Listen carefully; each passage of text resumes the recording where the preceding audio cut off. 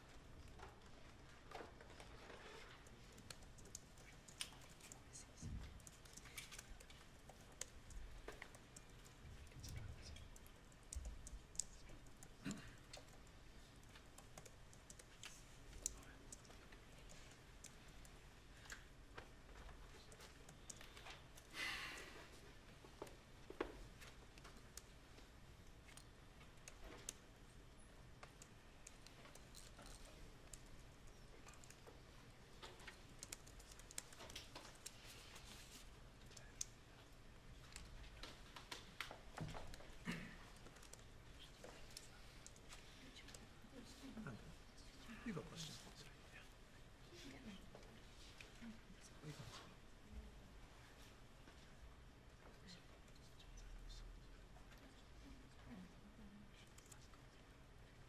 Yeah. I'm towards the end, so there's a question. Try to pick up bits that I've got myself. You've got stuff all back to me.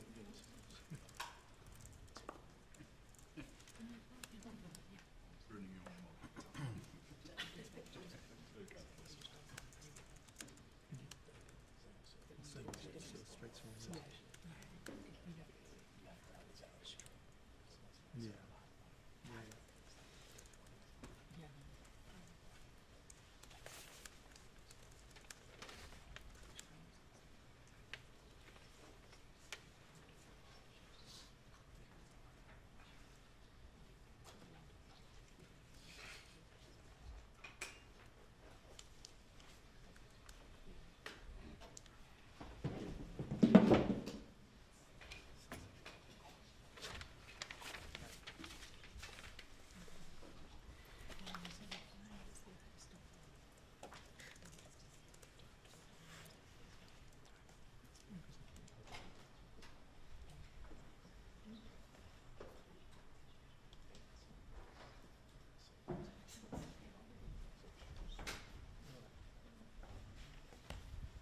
Good morning.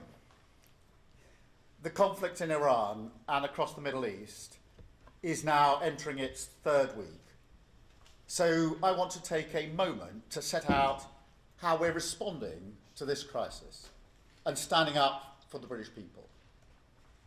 Our priority is always the national interest, and so we have been clear and consistent in our objectives throughout this conflict.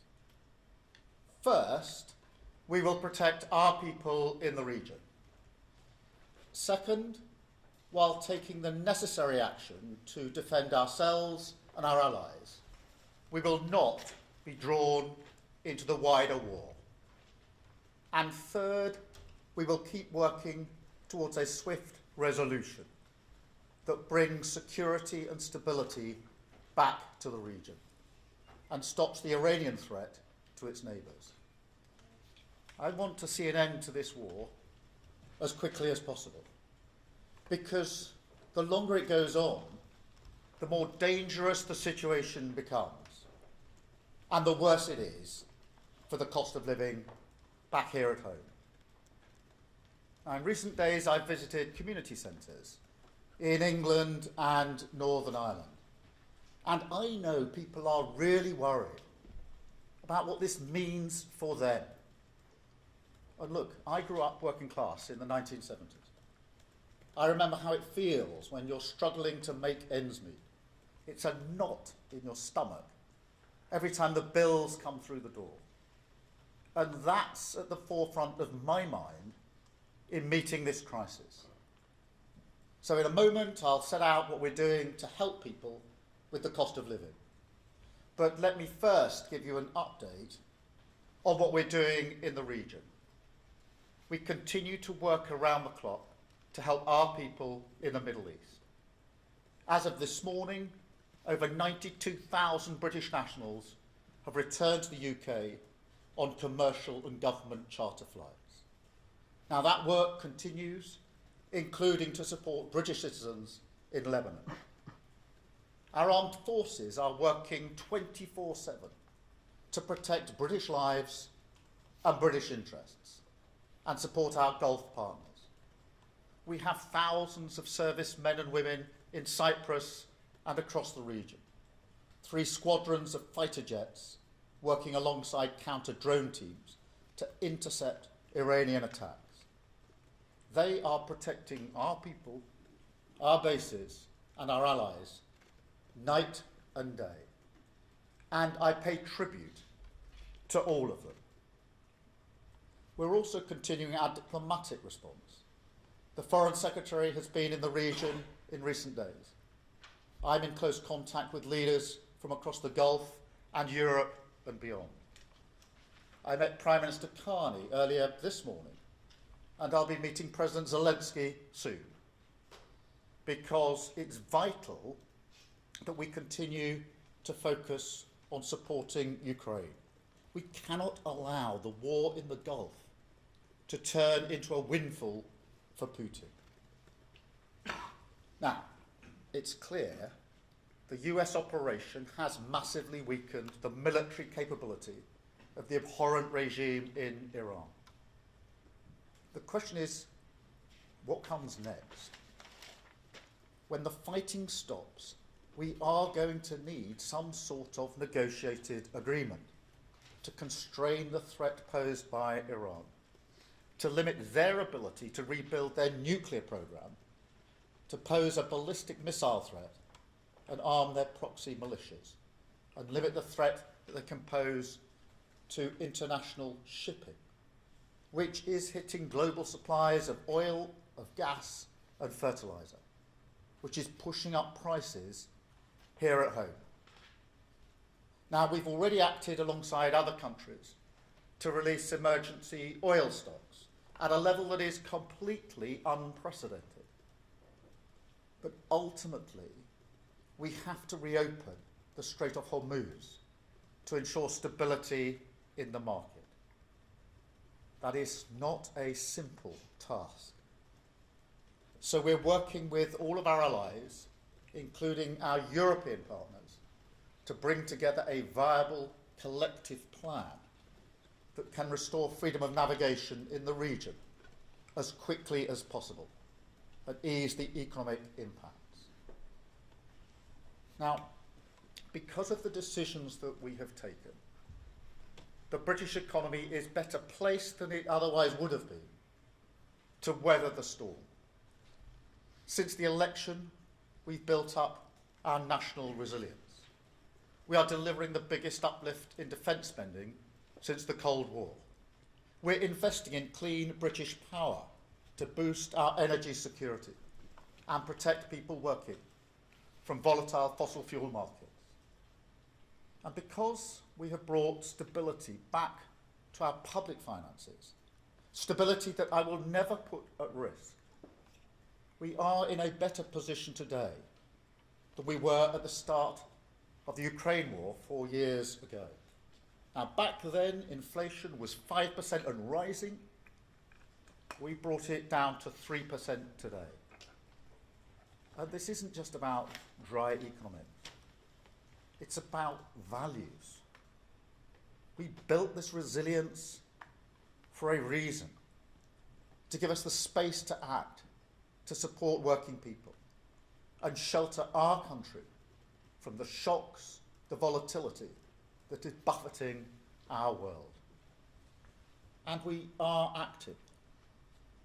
So this morning I want to set out 5 steps that we're taking to tackle the cost of living. First, we have capped energy bills until the end of June, saving the average household £117. Now that's in addition to the Warm Homes discount of £150 for the most vulnerable in society. No matter what happens now in energy markets, in 3 weeks' time, your energy bills will be cut and then capped for the next 3 months.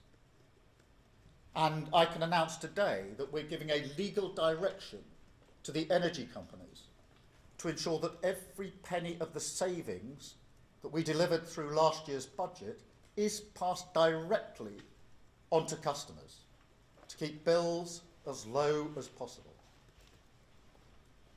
Second, we have extended the cut in fuel duty until September. And we've introduced the cheap fuel finder, forcing petrol stations to publish their live prices to make it easier for drivers to choose the lowest price.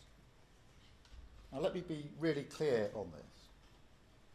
Back in 2022, when prices spiked because of the conflict in Ukraine, I campaigned for a windfall tax on oil and gas companies.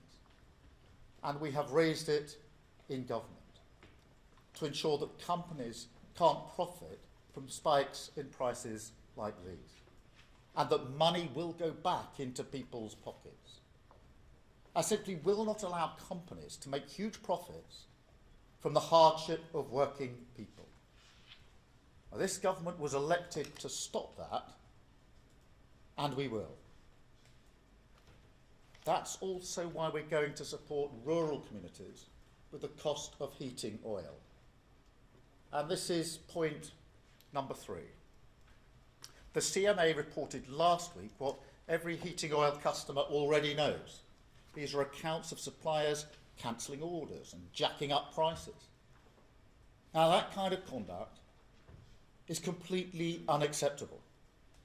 So if the companies have broken the law, there will be legal action. And because it's clear this market is under-regulated, we're going to put that right to ensure customers get a better deal.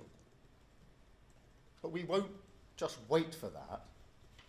I'm announcing immediate support for vulnerable heating oil customers today, providing £53 million for those households that are most exposed. Fourth, we are pushing ahead with our long-term plan to build Britain's energy security and independence, because otherwise we will continue to be subject to wild fluctuations in oil and gas prices. We've already brought in £90 billion of investment in clean British energy, and that's enough to power the equivalent of over 20 million homes. Just last week, we committed to reforming regulations so we can fast-track new nuclear power stations. Now, this has been opposed every step of the way by those who want to resist the push for clean energy. They did the same throughout the entire period of the last government, and they won. But we see here, as we did with Ukraine, that this is a vital cause. Because until we get ourselves off the roller coaster of international oil and gas markets and onto clean, homegrown British energy, tyrants like Putin and the Ayatollahs will be free to attack our energy security. So we won't slow down on this. We will go faster. Fifth, we will continue to work towards a swift resolution of the situation in the Middle East. Because there is no question, ending the war is the quickest way to reduce the cost of living. And look, it's moments like this that tell you what a government is about. My answer is clear. Whatever the challenges that lie ahead, this government will always support working people. That is my first instinct, my first priority, to help you with the cost of living throughout this crisis. And I want to make one final point, because moments like this also tell you about leadership. Whether to commit British troops to military action is the most serious responsibility for any Prime Minister. I have been attacked by some for my decision not to join the offensive against Iran. But at every stage, I've stood by my principles. Principles which I held just as strongly when it came to debate about the Iraq War in 2003. Principles which I believe are shared by the British people, that our decision should be based on a calm, level-headed assessment of the British national interest. And that if we are to send our servicemen and women into harm's way, the very least they deserve is to know that they do so on a legal basis and with a proper, thought-through plan. Now, there are others who would have made a different decision 2 weeks ago. They would have rushed the UK headlong into this war without the full picture of what they're sending our forces into and without a plan to get us out. That is not leading, it's following. My leadership is about standing firm for the British interest, no matter the pressure. And I believe time will show that we have the right approach, right on the economy and the cost of living, right on defence and energy, and right on this war, in the best interests of the British people. Thank you.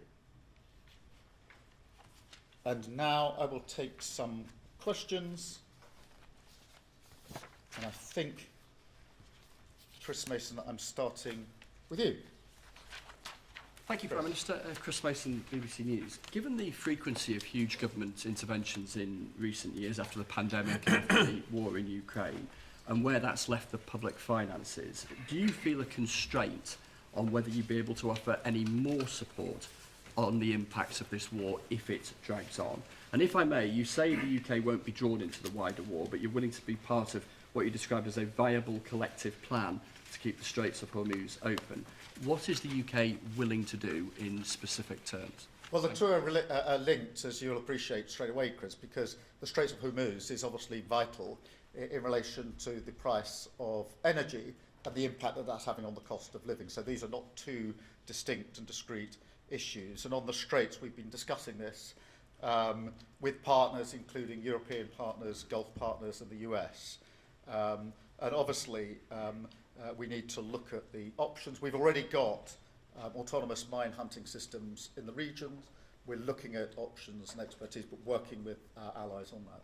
In relation to the bigger picture, look, my instinct, my first priority is to protect people in relation to the cost of living, and that's why we put in measures that are already there, the capping of energy bills, and to be really clear, because I know people are worried about this, that is in place until the end of June. It's actually a cut, because that's what we put in place at the budget, and then a cap, and a fuel duty through to September, and the announcement today in relation to those that heat their homes through oil, which is a big issue in rural communities and a very big issue in places like Northern Ireland, putting that in place straight away.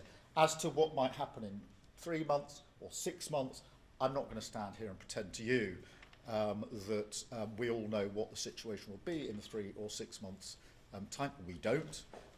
The best way through this is to de-escalate and reduce the conflict, because that is the simple, most effective way to deal with the cost of living, and that's where we're putting our all of our focus. But look, you heard what I said about my instinct, and obviously we'll always do whatever we can in relation to the cost of living for working people. Thank you, Chris. Robert, I think I'll come to you next. Robert Preston, ITV. President Trump wants you to commit the Royal Navy now to keeping the Straits of Hormuz open. I think you're saying no to that. Is that right? And then, separately, you'll have seen the picture that ITV published of Epstein with Mandelson and the former Prince Andrew in their dressing gowns. Why, in Jonathan Powell's words, did you rush that appointment, given that Karen Pierce was prepared to stay for a few months, and that's what the US president wanted? Let me deal with the Straits of Hormuz, because obviously that's one of the pressing issues of the day. It's something I discussed with President Trump yesterday on the phone. There have been discussions going on in relation to a viable plan. We want to make sure that that involves as many partners as possible. That's been our stated objective here, particularly talking to European partners, inevitably talking to Gulf partners, and to the US, because we need a credible, viable plan if we can. And as I said a moment ago, this is, to say the least, not easy. It is not straightforward, and therefore we have to make sure that we've got that credible plan in place. As to what the precise options are, as I say, mine hunting systems of ours are already in the region. We've already spoken about what we can do in relation to anti-drone capability. But this isn't just about what the UK can do, it's about how we play a part in bringing others together behind a viable plan. So that's where we're at the moment.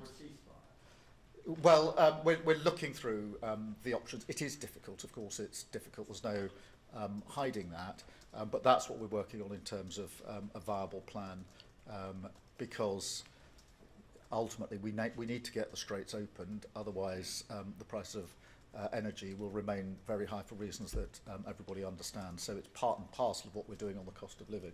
In relation to Mandelson, look, the independent advisor has looked at the tail end of last week at the process we went through, and he said it was the proper process. Look, the process wasn't strong enough, and that's why last year I moved to strengthen the process, and we'll strengthen it again.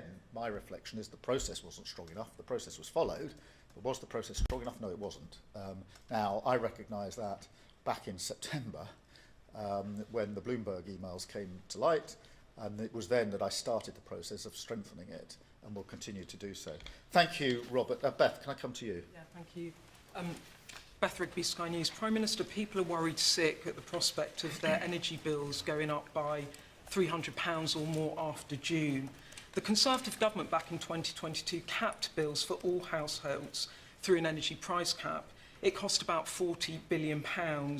You're not going to do this, are you? Can you just level with people that wealthier households are going to have to suck some of this up? And on the Mandelson files, your National Security Advisor said the process was, quote, weirdly rushed, and Mandelson was appointed before developed vetting had been complete. You told MPs in the House of Commons that due process was followed. Is there a possibility that you have misled the House when you said that? Thank you. No, and the independent advisor looked at that very question, I think, on Thursday or Friday of last week, and answered it very robustly, that the process had been followed. The process wasn't strong enough.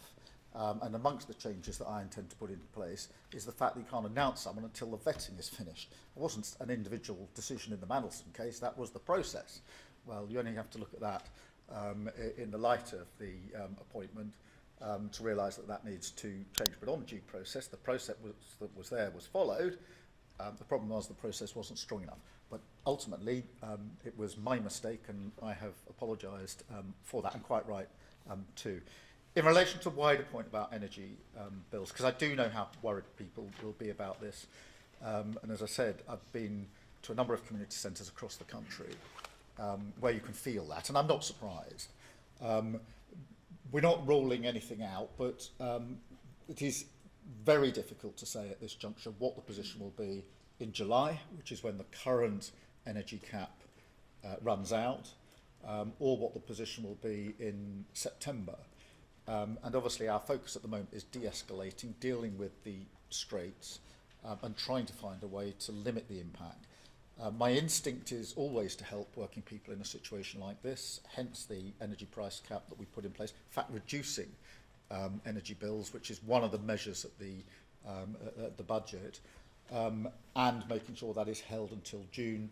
The work we've done on those that heat their homes through oil, which was a real cause for concern, particularly in the tail end of last week when people were beginning to fill up their tanks and they could feel for themselves. And this is an area where, in addition to what we can do through the money we've been putting in today, whether it's that or petrol, I'm absolutely determined to clamp down on anybody who may think of ripping others off in a situation like this. I've heard too many stories of deliveries being cancelled in order for the price to go up. Have to clamp down on that sort of ripping off.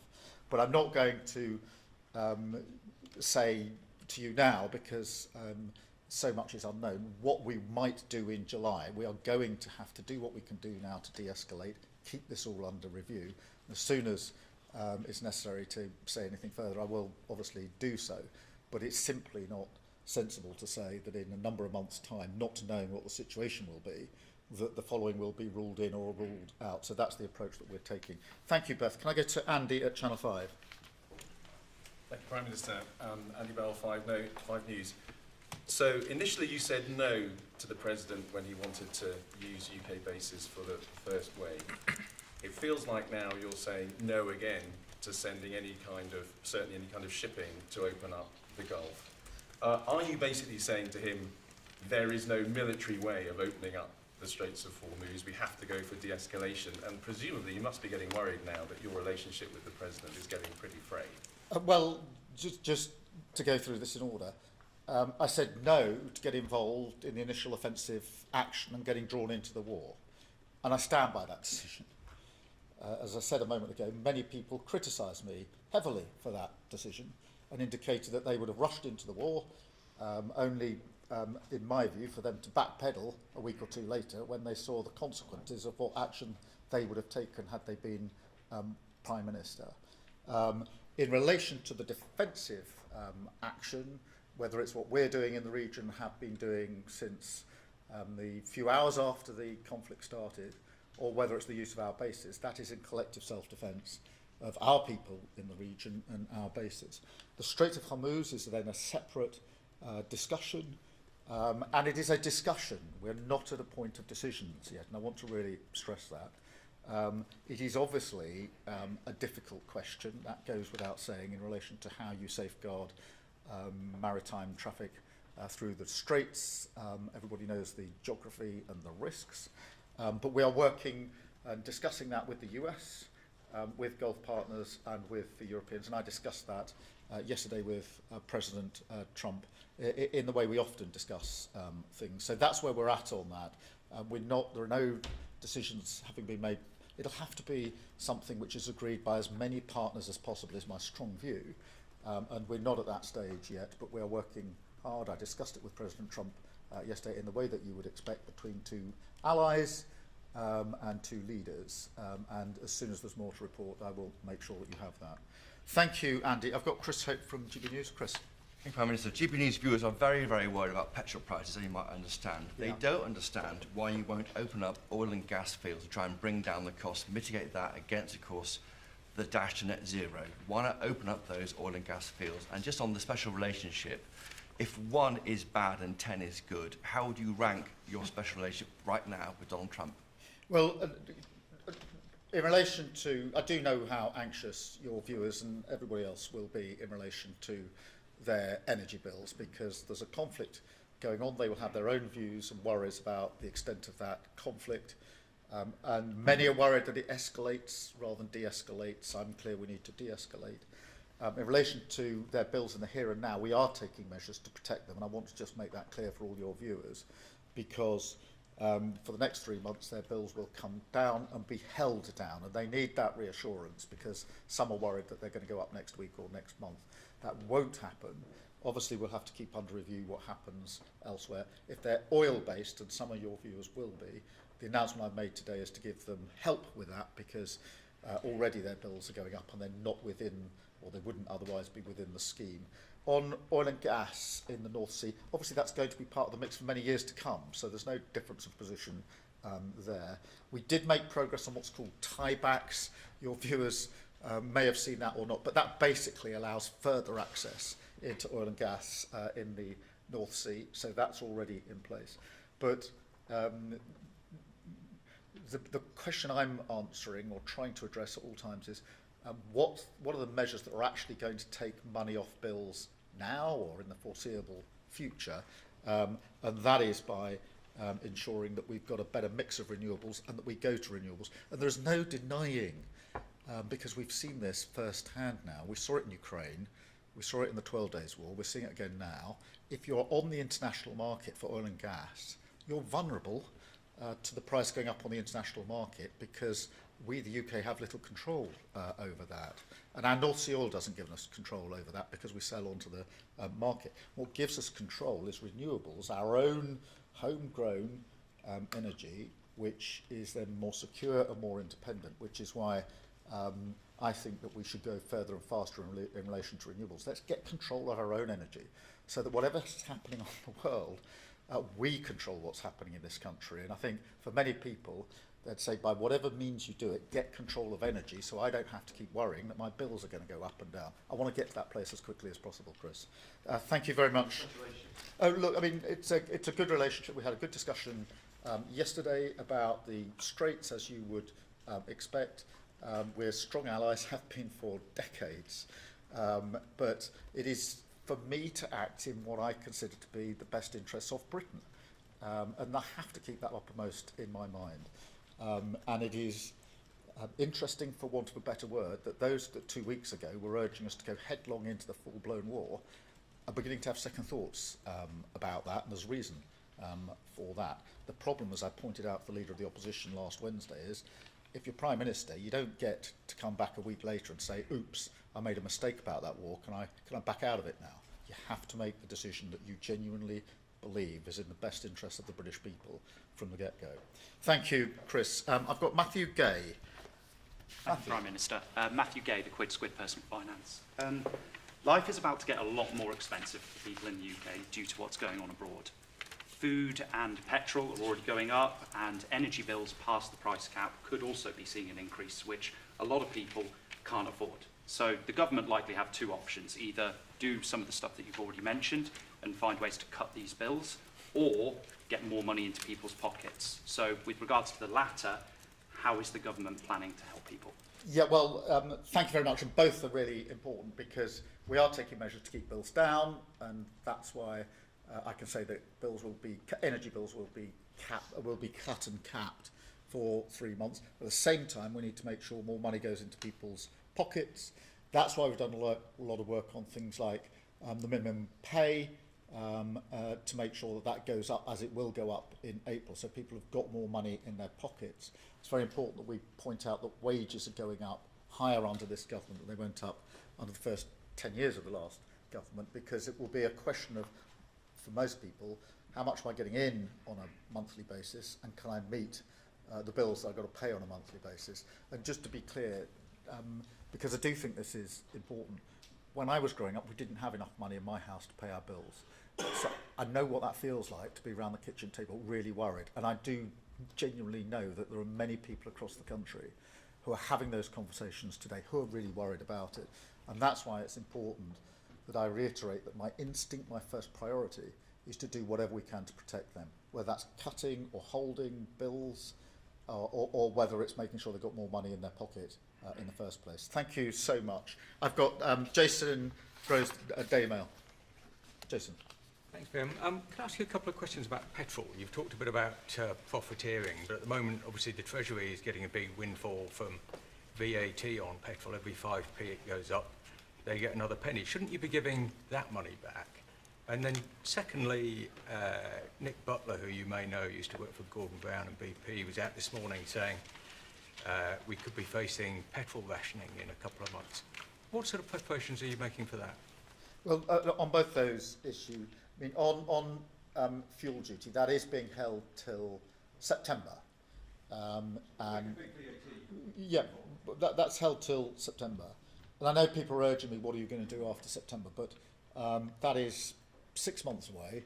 There's obviously a lot of change that could happen in that period. And we need to keep the situation under review, and we will keep the situation under review.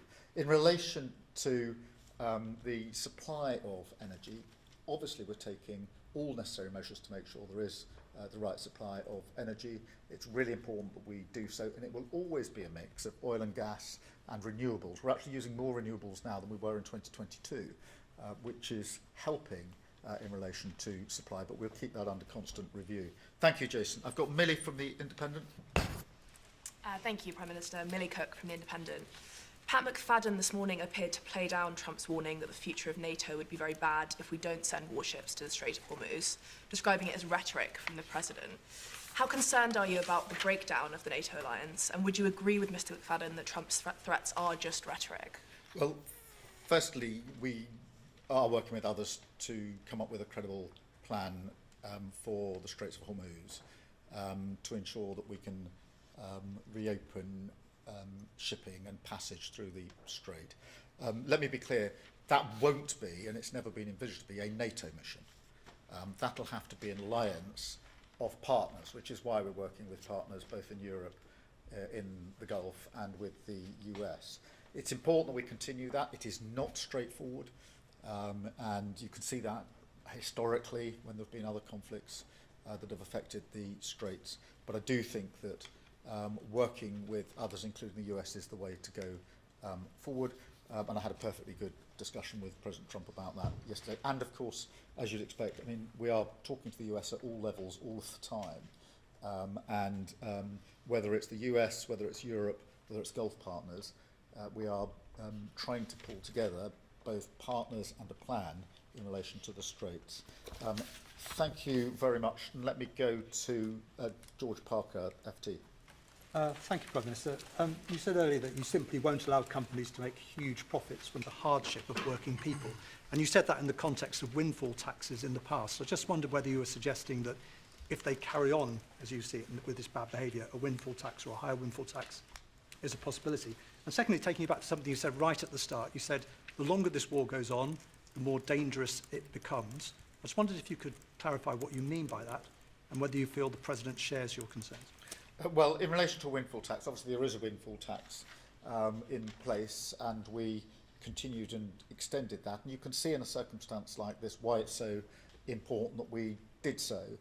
That's the argument I made in 2022, and it's the argument I make now. Obviously, it is important that we work with the oil and gas sector, and that's why we've taken a number of measures, including the tieback provisions that we put in place just a few months ago. In relation to the broader words I used, look, the longer it goes on, the higher the risk of escalation, and the bigger the impact on the economy and energy prices, and hence on the cost of living for families across the country. And that is why, in addition to the self-defence actions that we're taking, in addition to the work and discussions that are going on in relation to the Straits of Hormuz, we do need to keep working for de-escalation. In the end, however it comes about, there is going to have to be a negotiated settlement of some sort. We mustn't lose sight of that. We must talk to our allies about that, and we do. Obviously, we had a G7 call last week. I spoke to the President over the weekend, but I'm clear in my mind that the longer it goes on, the more difficult it becomes, and therefore I'm doing everything I can to work to a resolution of this, but I'm not going to stand here and pretend to you that that is straightforward, that is easy, but we do what we do best, which is to work with our allies, whether that's the US, Europe, or the Gulf, and slightly further afield in the coalition willing, to bring about that end. Thank you all very much indeed. Thank you.